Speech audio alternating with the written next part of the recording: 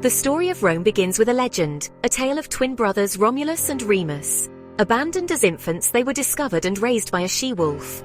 A dispute arose, and Romulus killed Remus, becoming the sole founder and first king of Rome. In its early days, Rome was a kingdom, ruled by a succession of kings. However, the rule of the last king, Tarquin the Proud, proved tyrannical. In 509 BC, we Romans, led by myself, overthrew the monarchy and established a republic. The plebeians, the common citizens, had limited political rights.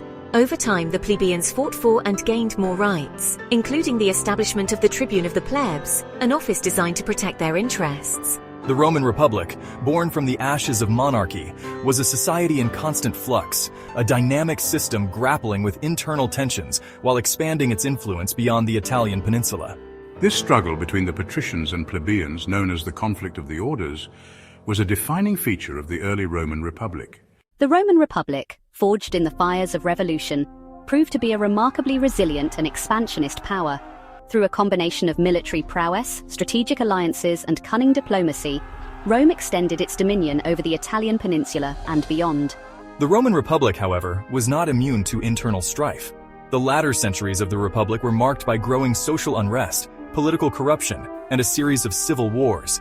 Against this backdrop rose my figure, Gaius Julius Caesar, a brilliant general and shrewd politician. Fearing he aspired to become king, a title anathema to the Roman spirit, a group of senators, led by Marcus Junius Brutus, assassinated Caesar on the Ides of March 15th, in 44 BC. This act, intended to save the Republic, instead plunged it into a new round of civil wars. From the chaos emerged Caesar's adopted son and heir Octavian, later known as Augustus. Augustus proved to be a shrewd and ruthless politician. In 27 BC, I assumed the title of princeps, or first citizen, marking the beginning of the Roman Empire. Augustus's reign ushered in a period of unprecedented peace and prosperity for the Roman world, known as the Pax Romana, or Roman peace. This era, spanning roughly 2 centuries, from 27 BC to 180 AD, witnessed a flourishing of Roman culture, engineering, and administration. One of Augustus's most significant achievements was the establishment of a professional standing army. This force, loyal to the emperor, ensured the security of the empire's vast territories and projected Roman power across the known world. The Pax Romana was a time of great building projects, many of which still stand today as testaments to Roman engineering genius. Aqueducts carried fresh water to cities, roads connected the far-flung corners of the empire, and grand public buildings such as the Colosseum and the Pantheon served as symbols of Roman power and cultural achievement. Roman law also flourished during this period. The principles of Roman law, emphasizing justice, fairness, and the rule of law, would have a profound and lasting impact on legal systems throughout the world.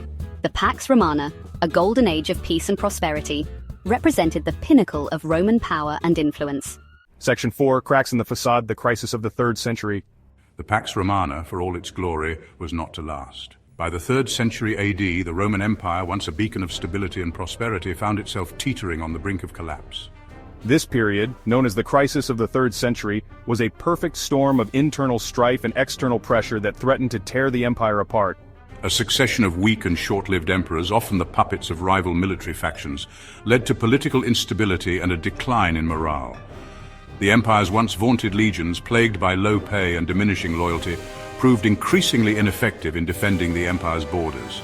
Barbarian tribes, sensing Roman weakness, launched increasingly bold raids into Roman territory. Adding to the turmoil, economic woes gripped the empire. The Roman Empire, however, had weathered storms before, and it would not succumb easily to this crisis. Section 5, Division and Reformation. Diocletian and Constantine reshape an empire. The crisis of the 3rd century exposed the limitations of the traditional Roman system of government. The empire, vast and sprawling, had become too unwieldy for a single ruler to manage effectively. It was against this backdrop that Diocletian, a capable soldier emperor, rose to power. Recognizing that the empire needed radical reforms to survive, Diocletian implemented a series of measures that would reshape the Roman world. In 286 AD, Diocletian introduced the Tetrarchy, a system of rule by 4. He divided the empire into 2 halves, the east and the west, each ruled by an Augustus, a senior emperor, and a Caesar, a junior emperor and designated heir. This division of power, Diocletian hoped, would make the empire more manageable and secure. Diocletian also implemented a series of economic and social reforms. Constantine also made a momentous decision that would have long-lasting consequences. He moved the capital of the Roman Empire from Rome to the Greek city of Byzantium, which he renamed Constantinople. Section 6, the fall of the West, a slow and agonizing decline. The reforms of Diocletian and Constantine provided a much-needed respite, but they proved to be a temporary reprieve. The underlying problems that plagued the Roman Empire, economic instability, barbarian pressure, and internal division, persisted. The Western Roman Empire, in particular, faced mounting challenges. Barbarian tribes, driven by a combination of factors including climate change and pressure from other nomadic groups, exerted increasing pressure on the empire's borders.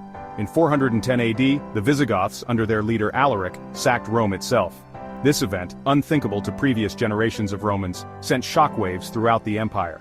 In 476 AD, the last Roman emperor in the West, Romulus Augustulus, was deposed by Odoacer, a Germanic general. The Roman Empire, though long gone, continues to cast a long shadow over the world. Its achievements in law, language, architecture, and government have shaped the course of Western civilization and continue to influence our world today.